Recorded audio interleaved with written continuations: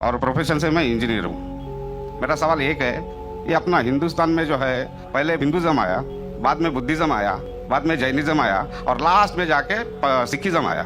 ये सब में कभी भी ऐसा झगड़ा लफड़ा बिपड़ा कुछ भी नहीं हुआ। इधर से जितना भी आया, जैसे जूइश है, बाद में क्रिश्चियंस है, बाद में इस्लाम है, ये तीनों में 1400 साल होने के बाद भी अभी तक क्यों लड़ाई झगड़े हैं? पहला सवाल ये है।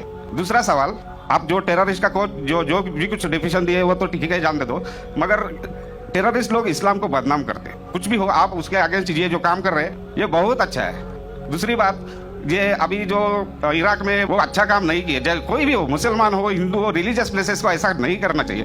जरा बराबर से सवाल। भाई साहब ने दो सवाल पूछा है। पहला सवाल पूछा है कि हिंदुस्तान में पहले हिंदू धर्म आया, हिंदुइज्म आया, फिर बुद्धिज्म आया, फिर जैनिज्म आया, फिर सिखिज्म आया, लफड़ा झगड़ा नहीं हुआ।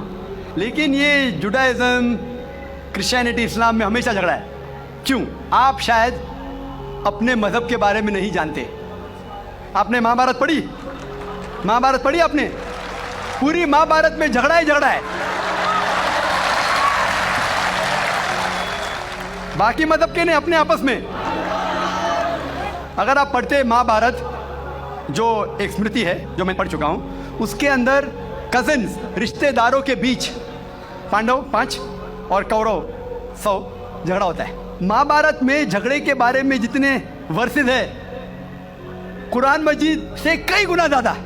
अगर गिनेंगे हम, कुरान मजीद गिनेंगे कितने वर्सेस है, महाभारत में कई ज़्यादा है। और जब आप भगवत गीता पढ़ते हैं, भगवत गीता महाभारत का एक हिस्सा है। 18 चैप्टर्स है। भीष्म पर्व के चैप्टर नंबर 25 to 42 को कहते हैं भगवत गीता। और भगवत गीता सबसे ज़्यादा पढ़ी जाने वाली किताब है हिंदू मज़हब में।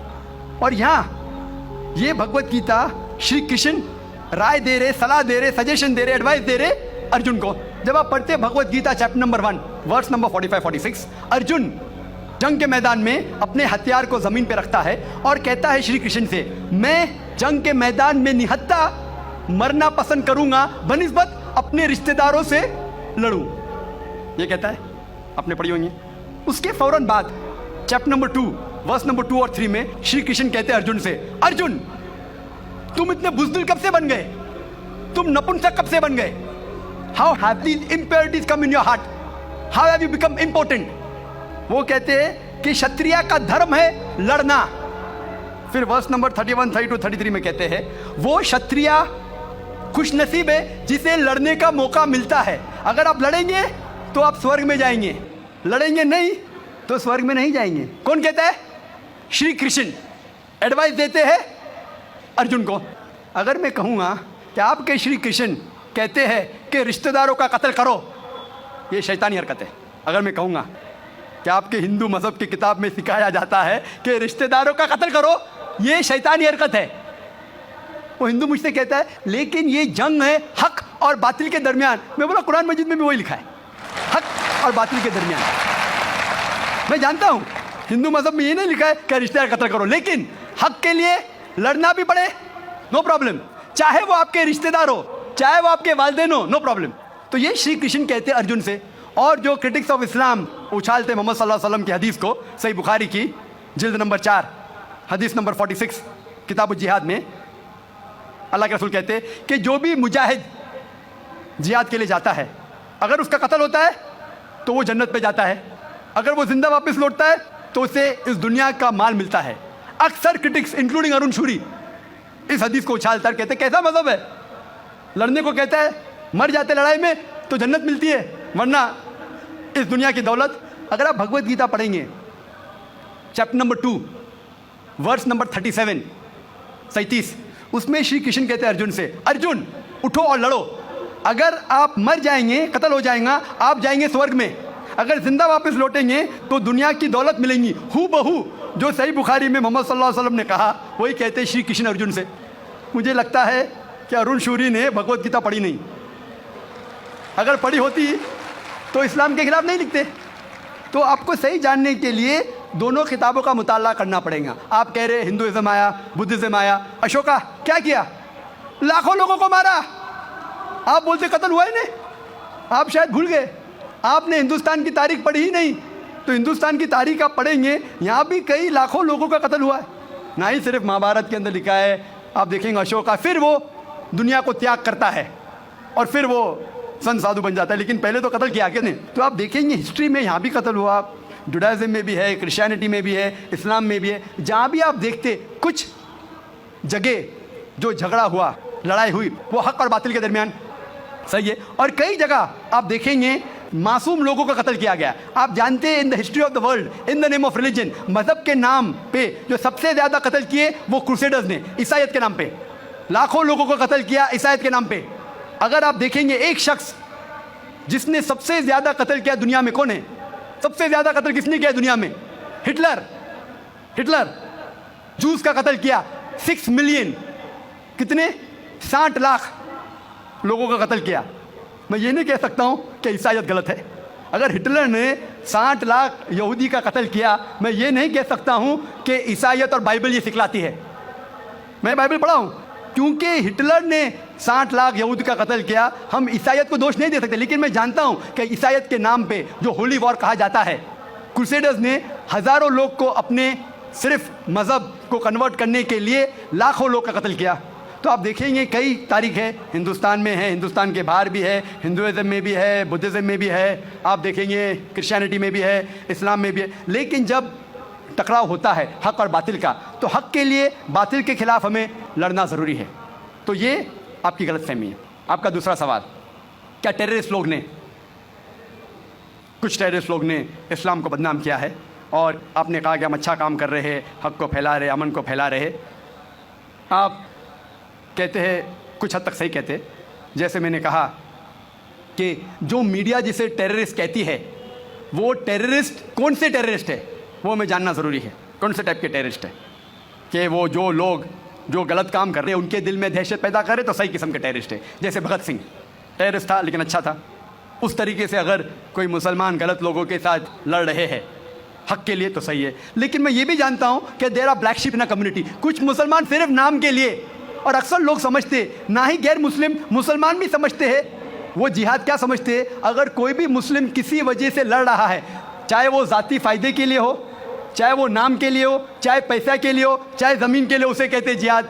ये गलत फहमी है। जिहाद की माने ये नहीं कि कोई भी मुसलमान कोई भी जो जंग करता है, चाहे ज़ाती फ़ायदे के लिए हो, चाहे नाम के लिए हो, पैसे के लिए हो, ज़मीन के लिए हो, उसे जिहाद नहीं कहते। जिहाद आता है लफ्ज़ जहादा से, means to strive, to struggle. जिहाद इस्लामिक टर्मिनोलॉजी में to fight against one's own evil inclination, हमारी खुद की गलत नफ्स से झगड़ना, जिहाद करना, उसे कहते हैं सही जिहाद। माशरे को सुधारना को कहा गया जिहाद। जंग के मैदान में सेल्फ डिफेंस में लड़ना, उसे कहा गया जिहाद। तो मीडिया इसे गलत फैला रही है। अगर आप जानना चाहते हैं कि सही में टेररिस्ट कौन है जो सही तौर पे मासूम लोग के दिल में दहशत पैदा कर रहा है, नंबर 1 टेररिस्ट आज की तारीख में, पुरानी बात छोड़ दीजिए, आज के तारीख में मासूम लोगों के दिल में दहशत पैदा कर रहा है, मेरे हिसाब से नंबर 1 टेररिस्ट है जॉर्ज बुश। आप जानते हैं कि सबसे ताकतवर मुल्क यूएसए, सबसे कमज़ोर मुल्क अफगानिस्तान पे बम फेंक रहा है। ये क्या मर्दानगी है क्या? ये तो मर्दानगी कहते हैं। बम फेंक रहा है ऊपर से, और हम देखते हैं किसके लिए इल्ज़ाम लगाते बिन लादेन पे।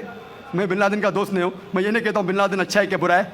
ओसामा बिन लादेन को मैं मिला नहीं हूँ, मैं जानता भी नहीं हूँ, तो ये मैं नहीं कहता हूँ कि ओसामा बिन लादेन टेररिस्ट है क्या नहीं।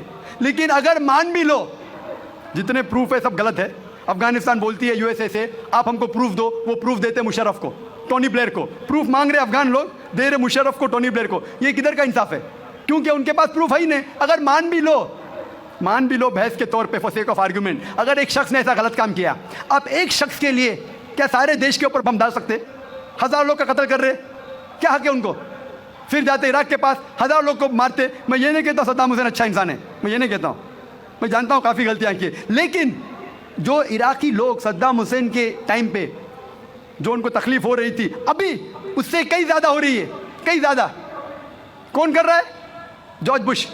ये तो मैंने 5 साल पहले कहा था ऑस्ट्रेलिया में, जब मुझे अमेरिकन कॉन्सुलेट ने पूछा था सवाल कि do you consider Osama bin Laden terrorist, तो मैंने उस वक्त कहा था, चंद महीने बाद, 2-3 महीने बाद, 11 सितंबर के बाद, I consider number 1 terrorist to be George Bush, और हेडलाइंस में आया था।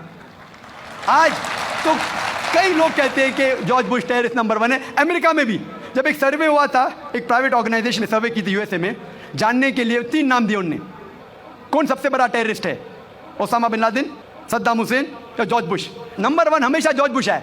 गैर मुस्लिम भी कहते हैं सबसे नंबर 1 टेररिस्ट है जॉर्ज बुश।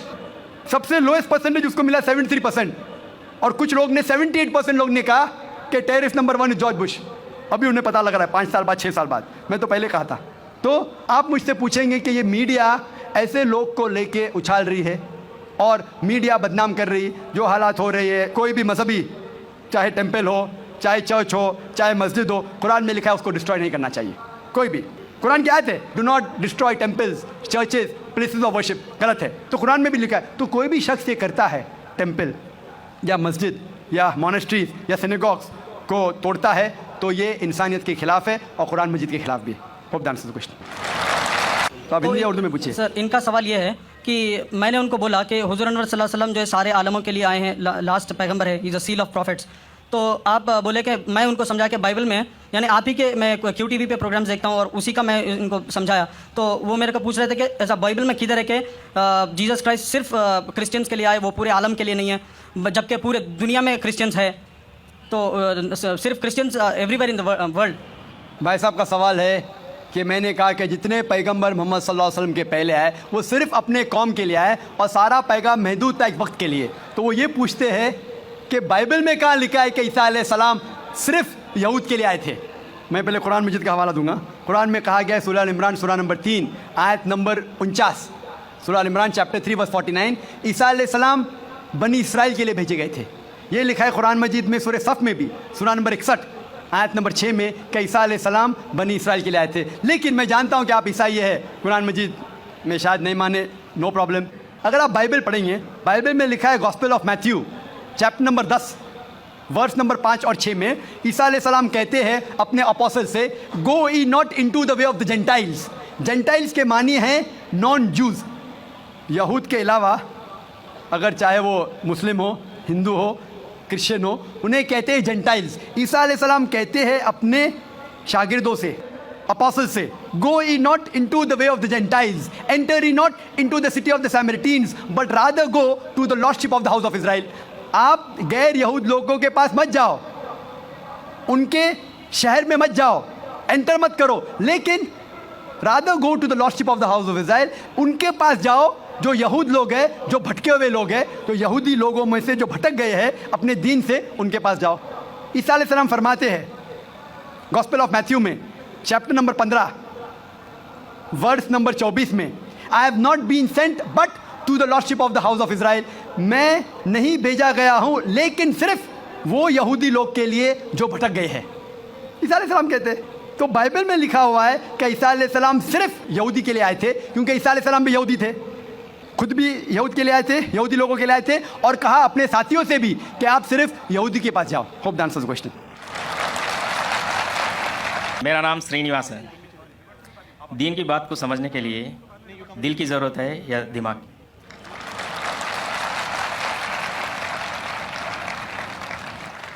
भाई साहब ने अच्छा सवाल पूछा है कि दीन को समझने के लिए दिल की ज़रूरत है क्या दिमाग की? दोनों की ज़रूरत है, दिल की भी और दिमाग की भी, दोनों का कनेक्शन है। दिल की भी ज़रूरत है, दिमाग की भी ज़रूरत है। अगर सिर्फ दिल की बात मानने को कहे और कोई इलॉजिकल बात कही जा रही है, बोले दिल से मैं मानता हूँ 2 + 2 3 है, 2 + 2 5 है। आपको और कुछ इजाफा करने का सवाल में? जी हाँ, बोलिए। मैं आपका प्रोग्राम सुनता हूँ, रब्बी इस्रौली सदरी वयस्सिर ली अमरी वहलुल उक़दतम मिन लिसानी यफ़क़हू क़ौली। तो सेंटर क्या है? भाई साहब गैर मुस्लिम है और मेरे प्रोग्राम भी देखते हैं और पूछ रहे हैं कि जब मैं हर तकरीर को शुरू करता हूँ तो अल्लाह ताला से दुआ मांगता हूँ, रब्बि इश्रह ली सदरी वयस्सिर ली अमरी वहलुल उक़दतम मिन लिसानी यफ़क़हू क़ौली, जिसके मानी है रब्बि इश्रह ली सदरी, या अल्लाह सुब्हानहू व तआला, या मेरे रब, मेरे सदर, मेरे सेंटर को बुलंद करो, रब्बि इश्रह ली सदरी वयस्सिर ली अमरी, और मेरे काम को आसान करो, और जो बैरियर है रब्बि इश्रह ली सदरी वयस्सिर ली अमरी वहलुल उक़दतम मिन लिसानी यफ़क़हू क़ौली, और जो बैरियर है, जो बीच में रुकावट है मेरे और ऑडियंस के बीच में, उसको ख़त्म करो ताकि लोग मुझे समझ सके। ये जो सदर का लफ्ज़ है, इसके अंदर सदर का लफ्ज़ होता है, एक मानी है सीना, ब्रेस्ट, एक्सपैंड बाय ब्रेस्ट। सदर के मानी सेंटर भी है। तो आपने जो सवाल पूछा था कि काम दिल से लेना चाहिए या दिमाग से, तो ये 2 मानी है, सदर में है दिल चेस्ट के अंदर दिल और ये सेंटर में दिमाग। तो मैं अल्लाह ताला को दोनों को बुलंद करने के लिए कह रहा हूँ, मेरे दिल को भी और मेरे दिमाग को भी, even my centre, my intelligence as well as my heart. और कई जगह आप देखते हैं जब लैंग्वेज डेवलप होती है, अल्लाह ताला फरमाते हैं कुरान मजीद में, सूरह बकरा में सूरह नंबर 2 आयत नंबर 7 और 8 में, ख़तमल्लाह क़ुलूबिहिम, कि अल्लाह सुब्हानहू व तआला ने कल्ब, हार्ट पे मोहर लगाई है। कल्ब is put a seal on the heart. तो लोग पूछते हैं कि कोई दिल से सोचता है? सोचना तो दिमाग से। तो कल्ब की दो मानी हैं, एक मानी है दिल, एक मानी है इंटेलिजेंस, सेंटर इंटेलिजेंस। और जब भी ज़बान हम देखते तरक्की करती है तो कई अल्फाज इस्तेमाल में आते हैं। मिसाल के तौर पे अंग्रेज़ी ज़बान में हम कहते हैं लूनेटिक।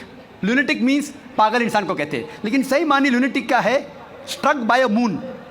जो चांद के ज़रिए जो स्ट्रक होता है, चांद ने उसके ऊपर असर किया होता है, उसे कहते हैं लूनेटिक। बट अंग्रेजी में लूनेटिक कहते हैं पागल इंसान को। मैं डॉक्टर हूँ, लूनेटिक मतलब पागल इंसान, लेकिन सही मानिए तर्जुमा है स्ट्रक बाय मून। हम जानते हैं चांद को पागलपन से कोई लेना देना नहीं है।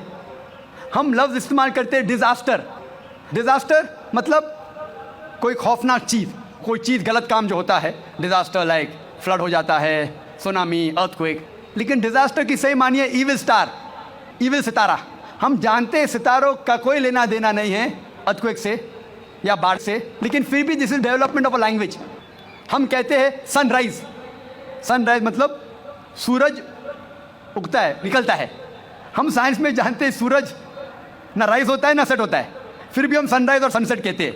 ये डेवलपमेंट ऑफ द लैंग्वेज। हम जानते हैं सूरज वहाँ है, ये हमारी जो धरती है, ज़मीन है, वो सूरज के गोल घूम रही है। सूरज धरती के गोल नहीं घूमता, फिर भी हम कहते हैं सनराइज सनसेट। हम कहते हैं कि मैंने दिल से याद किया, याददाश्त है दिमाग में, दिल में नहीं, फिर भी हम कहते हैं हमने दिल से याद किया। कहते कि नहीं? मैं आपको I love you from the bottom of my heart, मैं दिल से आपको चाहता हूँ। चाहत दिमाग में, दिल में नहीं। डॉक्टर कहते हैं कि जो centre of love is in the brain, फिर भी डॉक्टर जब अपनी बीवी से कहेगा वो यही कहेगा मैं आपको दिल से चाहता हूँ, दिमाग से नहीं। साइंटिस्ट जानता है कि centre of love is in the brain, दिमाग में। तो ये डेवलपमेंट ऑफ द लैंग्वेज है। आपका जो बेसिक सवाल था कि दीन को दिमाग से समझना चाहिए या दिल से, मैंने कहा दोनों से। अगर आप दिल कहते हैं मैं अंदरूनी चाहत, वो इंपॉर्टेंट है, लेकिन दिमाग को बंद नहीं कर सकते। आप अंधविश्वास नहीं कर सकते। आपने कहा कि मेरा मज़हब कहता है 2 जमा 2 3, हाँ मैं दिल से मानता हूँ, मान लिया, दिमाग कहता है नहीं, गलत है। तो दिल से भी काम लेना चाहिए, दिमाग से भी काम लेना चाहिए। इसीलिए कुरान मजीद में कई जगह लिखा है कि ये एक पैगाम है समझदार लोगों के लिए जो दिमाग से सोचते हैं, और साथ साथ दिल वालों के लिए भी है, दोनों के लिए। तो दोनों साथ साथ होना चाहिए।